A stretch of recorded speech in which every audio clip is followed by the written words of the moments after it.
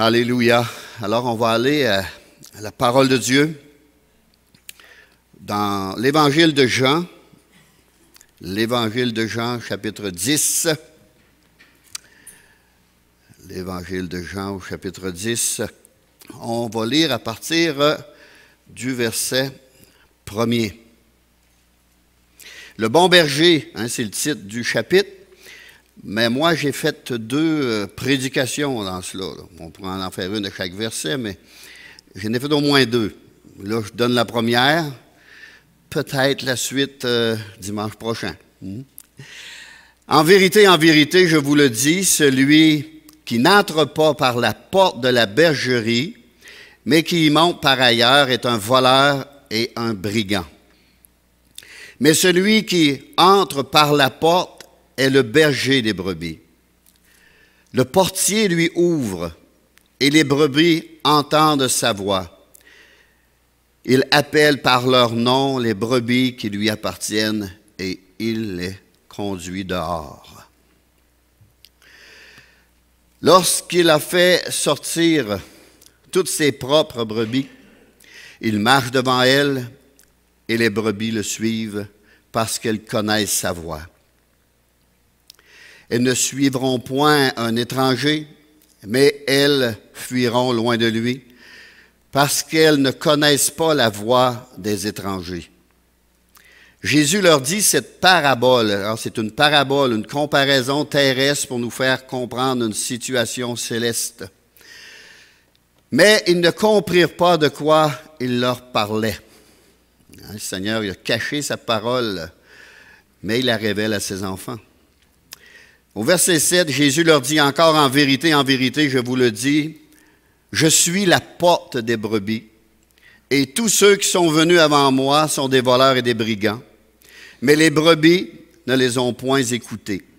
Je suis la porte, si quelqu'un entre par moi, il sera sauvé, il entrera et il sortira et il trouvera des pâturages.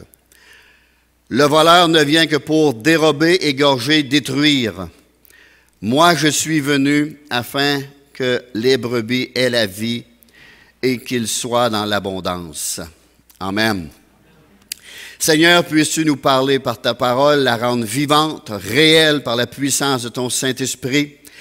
Parle-nous à chacun de nous, Seigneur, afin qu'on puisse saisir le sens de ces Écritures, ce que tu veux nous communiquer, ce que tu veux nous dire, ce que tu veux nous enseigner, Seigneur.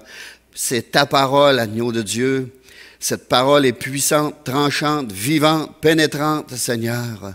Que le Saint-Esprit puisse œuvrer en chacun de nous ce matin librement. Dans le nom de Jésus, je prie. Amen. Vous savez, tous les beaux chants, la présence de Dieu, les témoignages, les actions de grâce, les prières qu'on peut faire, c'est tout pour préparer la prédication de la parole de Dieu. La prédication, là, il n'y a rien qui l'accote. C'est la parole de Dieu. C'est Dieu qui nous parle. Alors, c'est puissant, mais tout cela, c'est pour une préparation à cela. Et une liberté pour nous. Quand on participe et on le fait, c'est une grande liberté. Alors, Jésus, la porte de la bergerie, c'est le titre. Jésus, la porte de la bergerie. Au Moyen-Orient, les brebis de différents bergers se retrouvent souvent dans la même bergerie. Une bergerie était un endroit, un enclos, si vous voulez, où les moutons y passaient la nuit. C'était un espace entouré d'une barrière ou d'un mur de pierre bien élevé, comprenant une ouverture utilisée comme une porte. Alors, personne ne pouvait entrer. Il y avait un gardien aussi. Et les brebis étaient en sécurité. Amen. Alors, chaque berger avait sa façon d'appeler ses brebis. Et les brebis reconnaissaient la voix du berger. D'après l'Ancien Testament, les responsables juifs devaient être les guetteurs et les bergers d'Israël, mais malheureusement, ils avaient failli à leur devoir, à leur tâche. Ils étaient devenus aveugles aux choses spirituelles, et c'est ce que Jésus leur dit souvent. Ils étaient devenus des faux bergers, des voleurs et des brigands qui n'entrent pas dans la bergerie, dans l'enclos, par la porte. Ils n'ont pas choisi la vraie porte, la bonne porte. Et dans ce texte, cela symbolisait la sécurité parfaite que Jésus-Christ était en train d'établir pour ses brebis, qui est l'Église aujourd'hui, en donnant sa vie pour elle.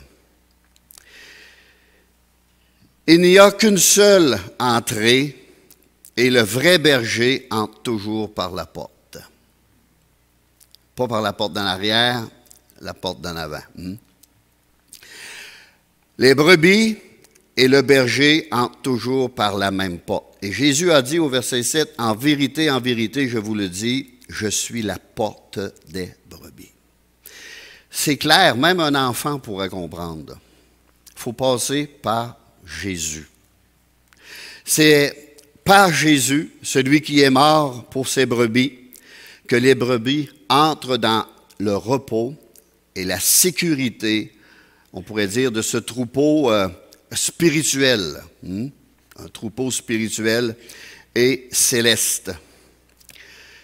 Car il n'y a aucun autre nom par lequel nous devions être sauvés. Et je vais le lire à 4.12, on le connaît par cœur, mais il y a peut-être des personnes ici qui sont pour la première fois et ont besoin d'entendre ces versets-là directs de la parole de Dieu. Dans Actes 4.12, « Il n'y a point de salut en aucun autre. » Personne d'autre. Car il n'y a sous le ciel aucun autre nom qui a été donné parmi les hommes par lequel nous devions être sauvés. Il n'y a pas d'autre nom, il est rempli de religions, rempli de statues, rempli d'idoles, mais il y a juste un nom. Jésus, qui est venu. Parti de là-haut, il est venu révéler le Père, nous montrer le chemin, et nous n'avons qu'à le suivre. Jésus est la porte et le chemin par lequel les croyants entrent au ciel et trouvent la vie éternelle. Car Jésus est la vie éternelle. Il est lui-même. Lorsque nous trouvons Jésus, nous venons de trouver la vie éternelle. Et il l'a prouvé en ressuscitant des morts. Et le christianisme, c'est le seul que son fondateur est ressuscité. Tous les autres, c'est mort, enterré, c'est pourri, ça ne vaut rien. Dans Jean 10, 1b, celui qui n'entre pas par la porte de la bergerie céleste, mais qui y monte par ailleurs, est un voleur et un brigand. Si Jésus n'est pas prêché dans votre église, sortez. Sortez, ce n'est pas une place pour aller. C'est Jésus et Jésus seul. Il y a des prédicateurs, malheureusement, qui ont pris la place de Jésus, qui s'élèvent eux-mêmes. Sortez aussi. Parce que c'est la personne de Jésus qu'on doit élever. C'est seulement ce nom qui a été donné parmi les hommes. Personne ne peut être ou devenir pasteur des brebis sans être premièrement approprié pour lui-même Jésus-Christ, comme chemin, comme vérité et comme vie. Le voleur n'entre pas par la porte, nous dit Jésus. Quiconque veut être un vrai berger doit passer par la porte, donc par Jésus-Christ. Avant de sauver les autres, nous devons être sauvés nous-mêmes. Avant d'éclairer les autres, nous devons être éclairés nous-mêmes. Avant de vouloir communiquer la vie aux autres, nous devons avoir cette vie spirituelle et éternelle en nous-mêmes. Rappelez-vous qu'il n'existe qu'une seule porte. Et les brebis qui sont entrées par la porte ne suivent pas les voleurs et les brigands. Ceux qui ont passé par la porte ne suivent pas les voleurs et les brigands. Mais ceux qui n'entrent pas par cette porte peuvent les suivre. malheureusement. Au verset 9, Jésus a dit, « Je suis la porte. Je suis la porte. Si quelqu'un entre par moi et moi seul, il sera sauvé. » Il sera sauvé. Et c'est Jésus qui dit, il est venu pour sauver le monde. Il est venu pour sauver les pécheurs, pour pardonner les péchés et accorder une vie nouvelle. Il est venu pour cela. C'est pour ça qu'il dit, celui qui entre par moi sera sauvé. Jean 3,16. On l'a fait écrire après le mur. J'aime bien ça, il est facile à lire. Car Dieu a tant aimé le monde qu'il a donné son Fils unique, afin que quiconque croit en lui ne périsse point, mais qu'il ait la vie éternelle. Croit en lui, ne périt point. Si on croit en Jésus-Christ, on a la vie. On ne périt point dans l'enfer éternel. Ce texte parle d'un portier, un portier. Celui qui entre par la porte est le berger des brebis. Le portier lui ouvre. Au verset 3. Ce portier peut facilement représenter le Saint-Esprit qui ouvre la porte des cœurs au Seigneur Jésus. Le portier a le second rôle, derrière celui qui est la porte. Oui, il représente ici le ministère du Saint-Esprit, qui demeure avec le troupeau, qui est son seul réconfort pendant les heures sombres de la nuit. C'est le portier qui ouvre et ferme la porte. Et le portier connaît comme faut la porte. Il sait c'est qui la porte. Christ est la porte. Le Saint-Esprit, le portier, qui seul a le droit d'admettre un nouveau pasteur pour conduire le troupeau. Dans Acte 13, verset 2, le Saint-Esprit dit, « Mettez-moi à part Barnabas et Saul, qui est devenu Paul, pour l'œuvre à laquelle je les ai appelés. » C'est le Saint-Esprit qui appelle. Le Saint-Esprit, c'est Jésus aussi. Tous ceux qui désirent entrer par la porte doivent bénéficier de l'aide, de l'encouragement du portier. C'est le Saint-Esprit qui prend ce qui est à Christ pour l'annoncer aux âmes. Il y a des âmes qui sont en recherche, il y en a d'autres qui ne cherchent pas, mais merci Seigneur, il s'est fait connaître même à ceux qui ne le cherchaient pas. Le berger, en accord avec le portier, avec le Saint-Esprit, entre et sort, conduit et nourrit le troupeau. Le portier était un adjoint du berger, engagé par lui et qui reconnaissait le vrai berger comme tel. Lui ouvrait la porte et l'aidait à prendre soin du troupeau, tout spécialement pour le garder pendant la nuit et aider le berger pendant le jour. Et merci Seigneur parce que c'est l'Esprit qui conduit son Église. C'est le Saint-Esprit. Le bon berger appelle par leur nom les brebis qui lui appartiennent personnellement. Il marche devant elles, nous dit la parole de Dieu. Dieu aime son troupeau. Le bon berger aime son troupeau. Il connaît chacune de ses brebis. Et ces brebis le connaissent, heureusement. Parce qu'ils ont passé par la nouvelle naissance. Il faut passer par la nouvelle naissance. Chaque croyant sait en qui il a cru. Je vais vous le lire. 2 Timothée, chapitre 1er. 2 Timothée, chapitre 1er, verset 8. « N'aie donc point honte du témoignage à rendre à notre Seigneur, ni de moi son prisonnier, mais souffre avec moi pour l'Évangile. » Verset 9. « Par la puissance de Dieu, qui nous a sauvés et nous a adressé une sainte vocation, non à cause de nos œuvres, mais selon son propre dessein, selon son plan, et selon la grâce qui nous a été donnée en Jésus-Christ avant les temps éternels. Hein? Avant les temps éternels, la fin des temps. Et qui a été manifestée maintenant par l'apparition de notre Seigneur Jésus-Christ, qui a détruit la mort et a mis en évidence la vie et l'immortalité par l'Évangile, par sa résurrection. C'est pour cet Évangile que j'ai été établi prédicateur et apôtre, chargé d'instruire les païens. Et c'est à cause de cela que je souffre ces choses, parce qu'il était parfois en prison, persécuté. Mais j'en ai point honte, car je sais en qui j'ai cru. Est-ce que vous savez tous en qui vous avez cru? C'est important de le savoir. Et je suis persuadé qu'il a la puissance de garder mon dépôt jusqu'à ce jour-là.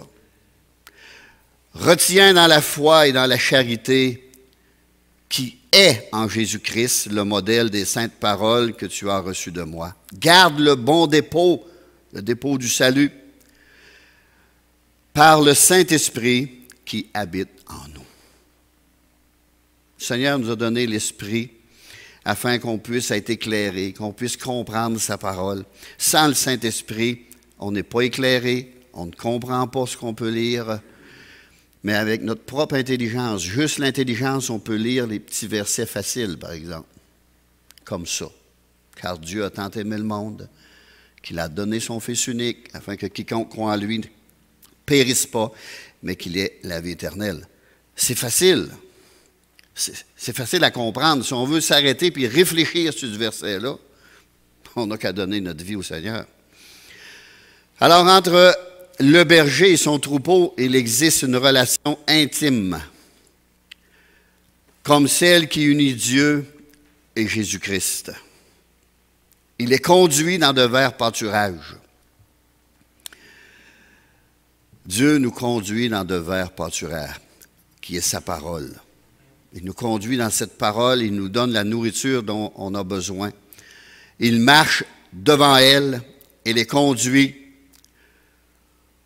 autant par son exemple que par son enseignement. Ça, c'est quelque chose. Un arbre porte de bons fruits. Si quelqu'un se dit chrétien puis il porte juste des mauvais fruits, on doit se poser des questions. Quelle sorte d'arbre que c'est? Un pommier donne des pommes, ça peut aider. Allez pas cueillir d'autres choses que des pommes d'un pommier. Parce que là, ça trompe l'œil. Non comme dominant sur l'héritage de Dieu, mais en étant un modèle. J'aimerais qu'on puisse même le lire dans Pierre, comme étant un modèle.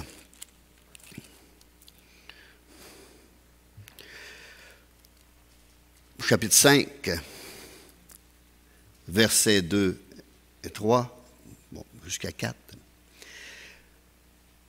Paisez le troupeau de Dieu qui est sous votre garde, non par contrainte, mais volontairement.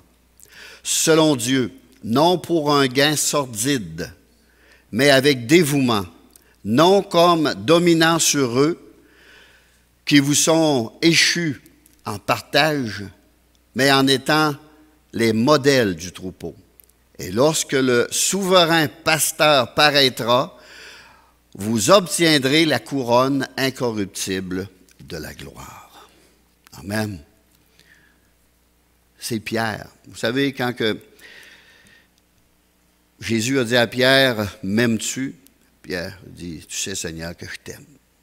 Mais tu sais toutes choses. Hein? Tu sais que je t'ai renié, tu sais que je suis revenu, tu sais que je t'aime. Tu sais que j'ai essayé par mes propres forces, puis j'ai échoué. » Alors, il dit, « Nourris mes brebis, paie mes brebis, prends soin de mes brebis. »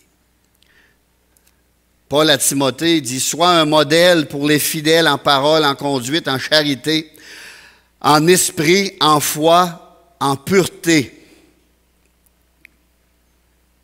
Et l'apôtre disait aux Corinthiens, « Soyez mes imitateurs, comme je le suis moi-même de Christ. » 1 Timothée 4, 12, puis 1 Corinthiens 11, 1. « Soyez mes imitateurs, comme je le suis moi-même de Christ. » Notre seul modèle, c'est Jésus. Si vous baissez les yeux sur Jésus, vous allez être déçus. Regardez pas en moi. Je fais tout mon possible, mais j'ai une nature humaine. Même si j'ai revêtu celle de Christ. Souvent, il faut, notre engagement dans les eaux du baptême, il faut remettre la main en face du vieil homme et le couler dans l'eau. Parce que le vieil homme a toujours envie de refaire surface. Puis ce combat-là va durer tant qu'on va être sur cette terre. Au ciel, ça va être d'autres choses. On n'aura plus ces combats-là. Alors, soyez mes imitateurs comme je suis moi-même de Christ. On fait notre possible, c'est certain. Alors, le berger conduit ses brebis dans de verts pâturages et près des eaux paisibles. Jamais dans le doute. Jamais dans la peur. Jamais non plus dans l'erreur. Il se garde dans la saine doctrine. Et la prière de tout bon berger, c'est « Seigneur, garde-moi dans la saine doctrine ». La doctrine est très importante, mes amis. Alors, ces brebis ne suivront pas un étranger parce qu'ils ne connaissent pas la voix des étrangers. Moi, je me souviens, quand je me suis converti, j'ai commencé à écouter toutes les émissions qui parlaient de Dieu à TV. Ça n'a pas pris de temps que je me suis aperçu qu'il y en a qui étaient à côté de la coche, comme on dit. Ils étaient à côté de la raille. Puis j'étais irrité en moi-même. Je dis, c'est un menteur, c'est faux, je viens de lire le contraire. Le contraire est dans la Bible, mot pour mot. C'est des menteurs, c'est des voleurs, c'est des hypocrites, c'est des escrocs. Tournez ça à un autre poste. Et là, j'ai entendu quelqu'un qui expliquait le salut véritablement. Là, mon esprit se réjouissait avec, on était en accord. Personne que j'avais jamais connu, jamais vu. On se reconnaît par cela. Le même esprit qui habite Christ, qui a habité Christ, nous habite aussi. Elles fuiront loin de lui. C'est pour ça que le Saint-Esprit nous donne une alarme maintenant. Quand ça sonne faux, on sait que ça sonne faux. Si on a un peu de connaissance de la parole de Dieu, aussitôt que ça sonne faux, là, il y a une alarme. Elle fuira loin de lui. Puis les brebis fuient dans ce temps-là. Le véritable troupeau reconnaît la voix d'un véritable berger et celui qui est la porte. Certains conducteurs spirituels ont l'apparence de la piété. L'apparence de la piété. Mais ils renient ce qui en fait la force.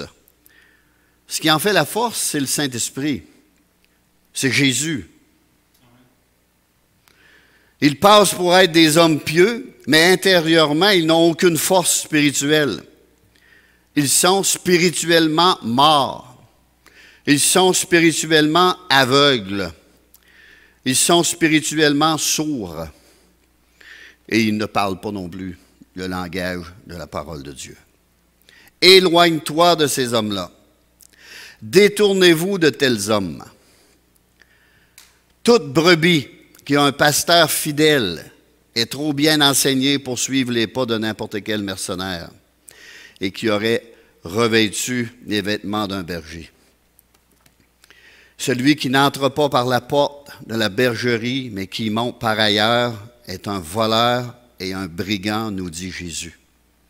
Jésus les traite de voleurs et de brigands. Tous ceux qui passent par ailleurs, c'est un reniement de celui qui est la véritable porte et celui qui est le portier, le Saint-Esprit. Il renie Christ et le Saint-Esprit.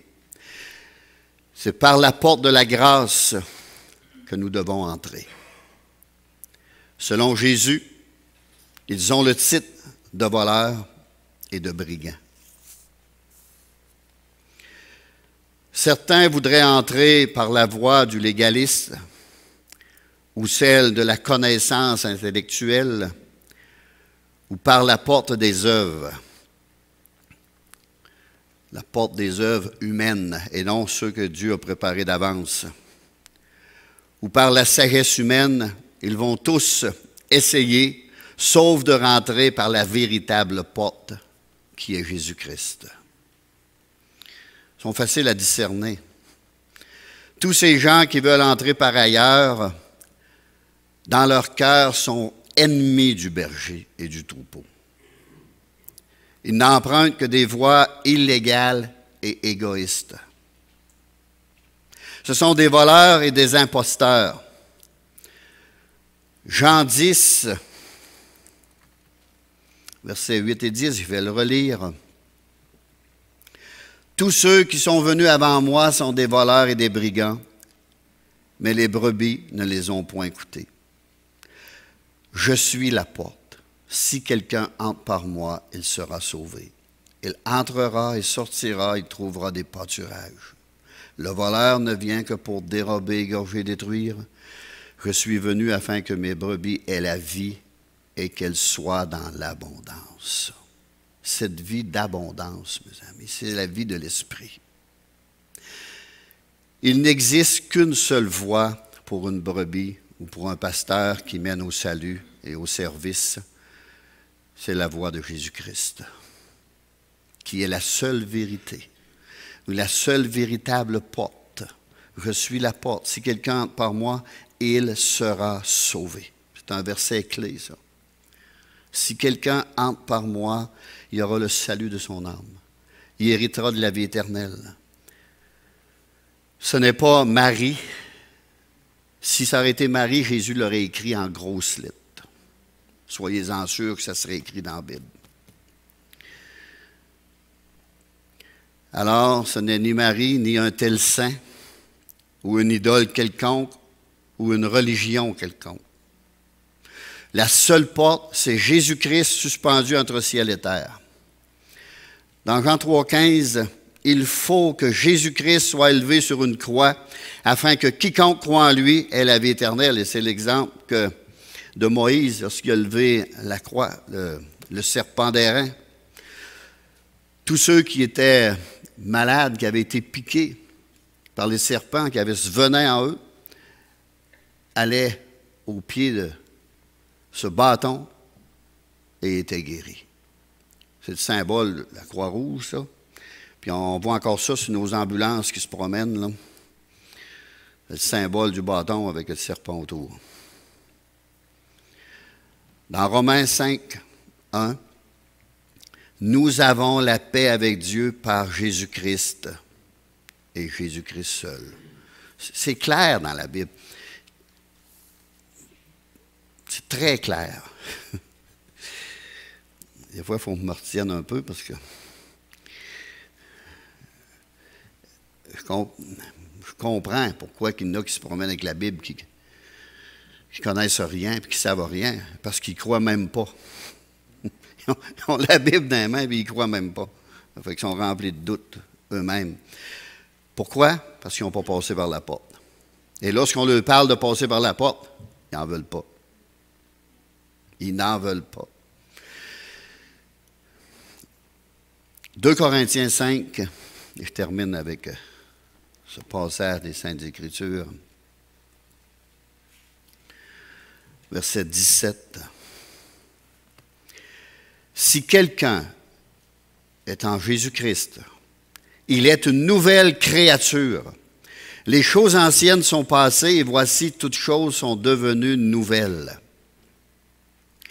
Et tout cela vient de Dieu, qui nous a réconciliés avec lui par Christ, par Jésus-Christ, et qui nous a donné le ministère de la réconciliation.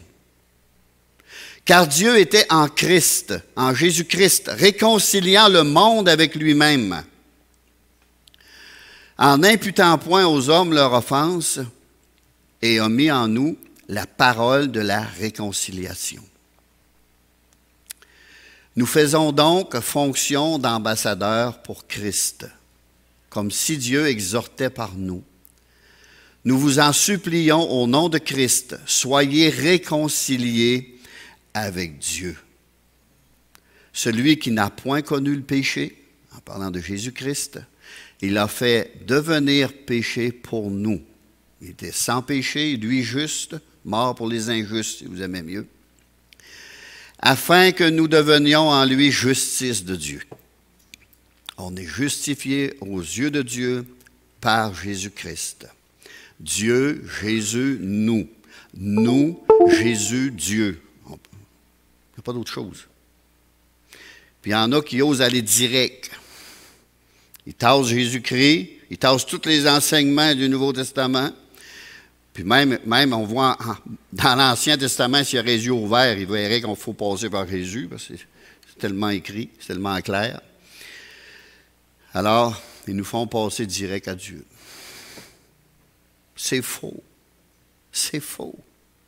Il faut passer par la porte, par Jésus-Christ.